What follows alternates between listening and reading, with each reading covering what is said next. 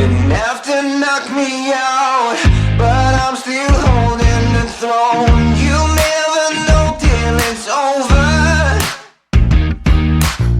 So pretty it hurts, just beware of the thorns.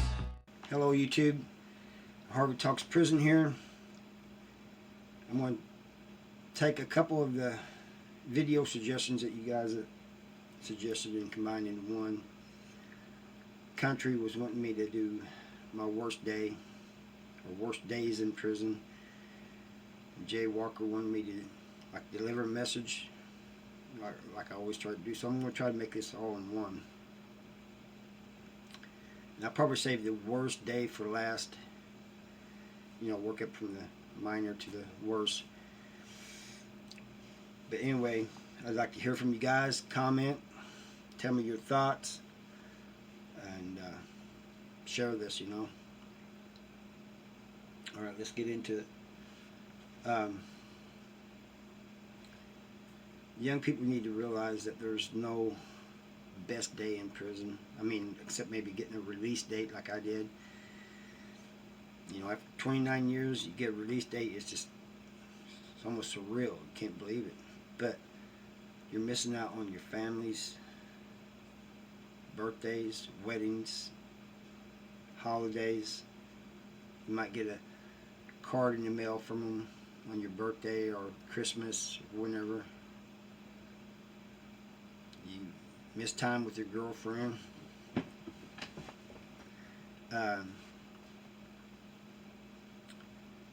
All kinds of things you just miss out on, you know. The fact of the matter is, you make the best of each day, but you're still in prison. You know, it's things that you just got to make the best of it. So, all in all, just being in prison sucks and can be worse, you know. In general, collectively, be your worst time, you know. Like we always say, your worst day in the free world is better than your best day in the prison. But I had times when I got, like one time went to the hole for something that wasn't my fault. It was actually staff fault. And that was having a mic in my stereo. They're supposed to take them out before they sell them to you. But because I didn't let them know, which I didn't know it had one, let's just assume it didn't. I went to the hole for 4 months. 4 months for them, their mistake. And there's a couple times I went to the hole, it wasn't my fault. If I'm guilty of something, I'm not going to fight it or anything, you know. I may say no comment or anything, something like that, you know. But you know, if you got me, you got me. People that was around me knew that, you know. There was a time when this guy planted a razor blade on a toothbrush in some guy's cell. His man's cell, I think. I think it was his man. But he said I was a part of that, and I wasn't. I went to the hole for that. Not only did I go to the hole for that, I went for several months. And I got my custody level raised. I ended up in Potosi. This happened in Farmington, and I ended up in Potosi, level 5. And I was there 2 years. And that was a step-up program, because you start out in the hole. You go to Potosi for something you did in another camp, you're doing 9 months in the hole, or at least that's the way it was back then.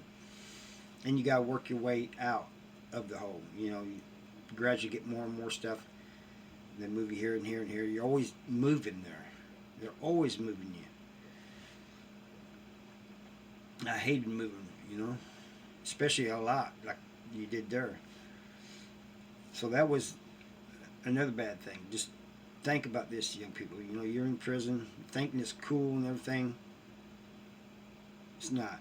You can get set up by people. People can lie on you. You know, staff can charge you like they did to me on that mic for something that wasn't my fault. And they write you up for it, because they ain't going to take the blame for it. Or you have some guy like that one guy saying I was involved in that razor blade thing. And, you know, them people should have known. I don't just I don't plant things on people. I never had. It's not part of my history. I don't try to set people up. You know, even if it's somebody I have something against. You know, I'm just going to come out and tell them face to face. I'm not going to sneak around and try to do something like that. So that was the second bad thing. Another thing is, I just got out of Potosi. They sent me to Bowling Green, and I was there about a year. And because Licking, South Central Correctional Center, was a level, I think 3 and 4, and it was supposed to be at 5, and it was found out, and they said you need to get 5s in this camp right away. So they just raised a bunch of people's custody level and sent us there, and I was one of them. If you had been a custody level 4 in that camp for 2 years or more, you could stay. If not, you just getting your level raised. So I got my custody level raised. Several of us did. A bunch of us did. For something we didn't do. Just because they need to put level 5s in South Central Correctional Center. So I got sent there. These are things that happen, at least in Missouri. Excuse me. You never know what's going to happen from day to day. Somebody could wake up on the wrong side of the bed and decide to fight you or stick you, whatever, you know. And if you're young and you go into prison, you better be willing to fight, because somebody's going to, you know, see where you're at. And if you're scared, you have a hard time making it. You know, somebody commented that I mentioned something about I didn't like lames in my cell, and it's true, but that's for a reason. And it's not because I hated them or anything. Some of them, you know, not everybody's built to fight. You know, I'm not, but I would if I had to. But some of them they just ain't got it in them to defend themselves, you know, or whatever, you know. But usually, and it's not in all cases, but usually when you have somebody that's lame in your cell, there's a good chance they're going to be a rat. So you can't really do anything that, you know, that you want to do, you know. Like smoke something, you know. Not supposed to be smoking in the cell anyway, but they don't allow smoking tobacco in the prisons anymore anyway. But that wasn't the type of smoking I was talking about. But also, if I have a cellie and bunkie, cellmate, whatever you want to call him, and I'm not in the cell, I want this guy to be able to hold the fort down. If he's in the cell, I want him to be able to stand up for himself and not let our cell get robbed, you know. I don't want him just cowering in the corner while people come in and take what they want, you know. So that's the reason I said I don't like selling with them. It's not that I hated them, because I don't, unless they're a rat, and I really didn't like being around them too much, you know. It's not good, you know. But that I had one time, and he was all right, but he's just always it wasn't the worst day. It was the worst several days until I could get another cellie, because I'm thinking, man, I'm going to be gone at work or something. He's going to have the cell, because we could have wing wreck, you know, and he's going to have the cell door open, and they're just going to come in, and somebody's going to come in and just take anything, you know. So every time I came back from work while he was in the cell, I checked everything and make sure I had everything, you know. But now let's get to my worst day. I was,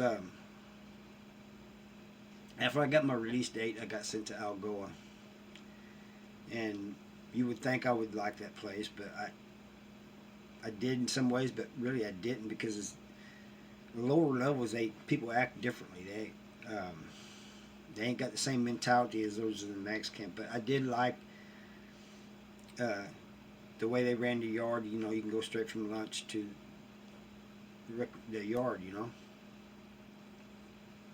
But I just did not like a lot of people there were disrespectful. So I had told my brother that, you know, and everybody that was still in contact with me, that I had a release date. And my brother was ecstatic. I mean, he couldn't believe it, and he said he was going to talk to his boss about getting me a job, you know, when I get out. And I told him, I said, look, I still got to do 16 months. You know, it's not an immediate release date. It's like from the time I got the paper, it was 16 months until I got out. He goes, oh, I'm still going to talk to him, get it ready and everything, you know. And I said, all right, fine, you know. Anyway, I think it was March 19th or March the 20th of 2016. I got out March the 18th of, November the 18th of 2016. This was March the 19th or 20th of 2016. I get called to the captain's shack, you know, and I go up there. You have to climb these stairs on the outside of the building. This captain's shack, major's office, something I don't know, but it's way up at the top. And I go in there, and there's like 3 white shirts standing there and a bunch of COs. And I'm thinking, you know, what did I do now? You know, and they said, sit down. And no, I ain't sitting down. I ain't liking the way this looks. And so this one guard tried to put his hands on me to make me sit down. The white shirt told him, said, don't touch him. And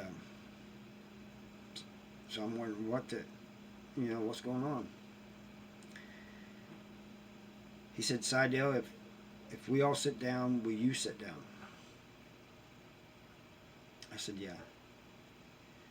So, you know, they all sat down in seats, and some of them had to squat because there was not enough seats. So I sat down, and he says, you need to make a phone call. Well, I couldn't get a hold of Mindy or anybody else. And so finally he told me, he says, your brother passed away. And I just couldn't believe it. And so I called again. I finally found out. Got a hold of somebody. They told me, yes, your brother passed away. And so then these guys asked me. I mean, I'm just devastated. I'm just sitting there like trying to process all this. And this captain says, do you want to go to the hole? And the reason he was asking me that is if I wanted to go to a single man cell in the hole and be away from everybody. No, I do not. It's the worst place you could put me at the time being. I said, I'll be all right. And they said they wasn't too sure about that. But they let me go. And there was a lot of people there from my hometown that knew my brother, knew both of us, my whole family and everybody. So one of them was a junior, and I went and told him. He didn't believe it either, and he thought I was just messing with him. I said, man, I don't mess with like that, you know. I don't tell things like that. And So he goes, there was an upper and lower yard. So he says, hey, if you need some time to yourself, go down to the lower yard. There ain't nobody down there. And you have to go through this little gate to get into it, you know. The lower yard. It's about waist high. A fence that went across. He said, we'll make sure nobody comes down there. And they did. But that was my worst day, I think, ever. All my 29 years in prison, my whole life in prison, I mean, my whole life period, that had to be the worst day. I mean, this is the person I went to prison for, protecting. And, 8 months before I get out, he's gone. So, I didn't really care about, for a while, I didn't really care about getting out. And I didn't know, you know, why did it matter, you know? All was for naught, it seemed like to me at the time. But anyway, I slowly recovered, you know, but that was my worst day. Somebody had asked me, he said, when was you the most scared? Just a dog banging on something in there. 2 times. The day I first entered Missouri State Penitentiary, MSP, and the day I left prison. Them weren't the worst days, I guess, but they were the days I was the most scared. So anyway, I hope that somebody can take something away from this, you know, that, you know, I didn't get to go to my brother's funeral. My brother died while I was in prison. I felt like there was more that I should have said to him. And when you're in prison, you don't really get to talk as much as you want to sometimes, you know, because visits, phones, and stuff are limited, you know. Phone calls are 15 minutes. Anyway, I hope everybody gets something from this, or can take away something from this. And I thank you for watching. Country, Jay Walker, I thank you guys for the suggestions, and I'll see you next time. Bye.